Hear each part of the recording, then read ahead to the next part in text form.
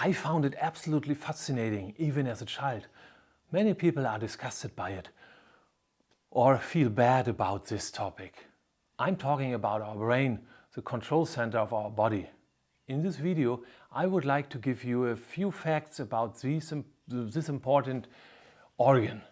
Not so that you have it easier in your medical studies, but because you can easily draw conclusions for your everyday life from this information.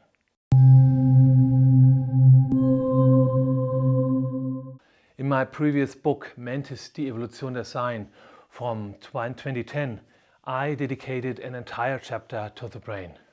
It says the following.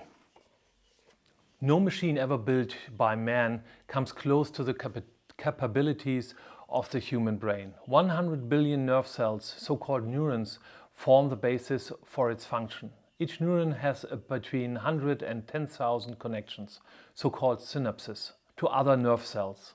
The sum of all possible connections exceeds everybody's imagination.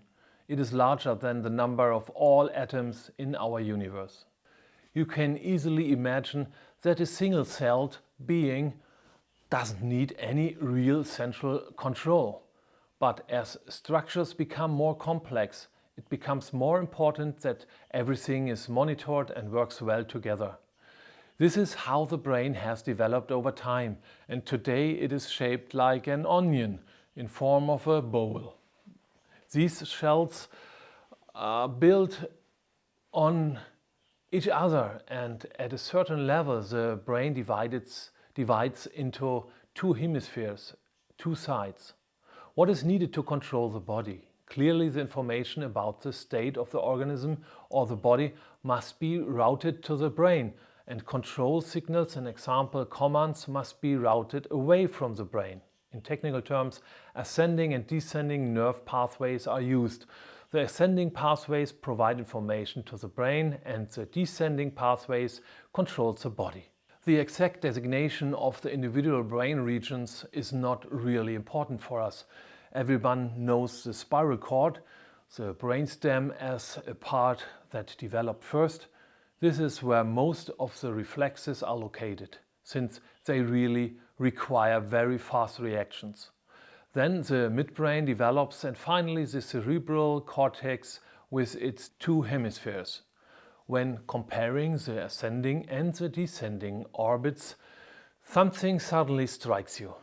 The ascending pathways, those of sensory impressions, are connected in a much more complex manner than the descending pathways.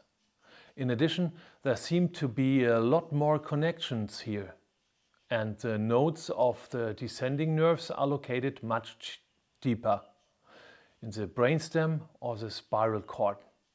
The connections in the ascending parts of the nerve tracts take place in the middle and cerebrum. Maybe you will find parallels to the model of the four bodies.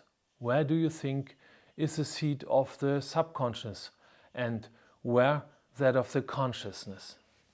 I don't want to go too deep here, but what you can definitely read is the fact that evolution seems more concerned with providing information to the brain than directing the body. Maybe it's just more difficult to get enough information so that it can be interpreted as perfectly as possible than to control a known body.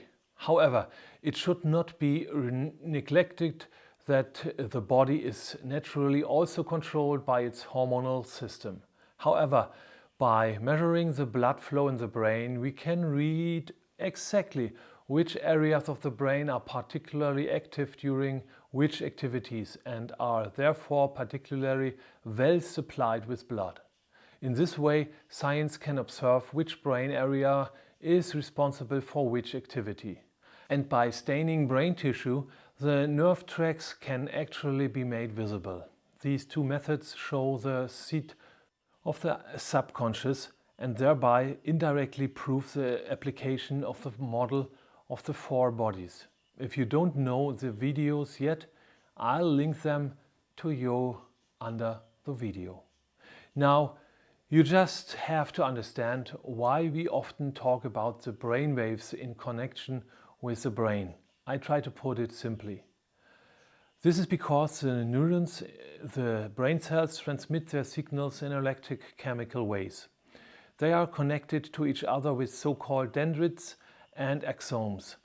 The chemical messengers are transmitted via an electrical impulse via a small gap between these nerve cells. As a result, the received neurons in turn trigger the new electrical impulses, which then were passed to the other cell, to the other neuron. Since the brain swims in brain fluid to protect it from mechanical influences, parts of the electrical voltage is discharged via this fluid to the scalp. There we can measure it. The individual impulses of the nerve cells then result in a total of complex waves, the so-called brain waves. These are divided into 4 large parts, areas that differ in their frequency. In principle, the frequency describes the speed at which it changes. So there are the beta waves in an oscillation frequency between 38 to 14 Hz. Everything about 38 Hz is neglected today, and it seems to be related to stress. From 14 to 8 Hz is defined the alpha range, which, as you may already know, goes with the filter between the conscious and the subconscious. And the range from 8 Hz to 4 Hz is called the theta range. If our brain produces many of these waves, we are in good contact with the subconscious. All brain waves below 4 Hz belong to the delta waves. We only generate these waves in deep sleep or in particularly deep meditation or hypnosis. For this reason, we assign you to the unconscious.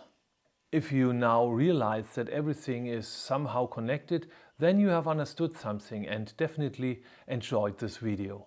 And I would be happy about a like.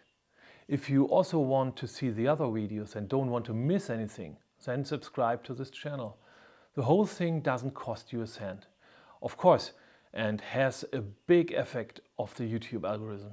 In addition, you not only help me, but also all the other inquisitive people who might otherwise not be offered this information to anyone.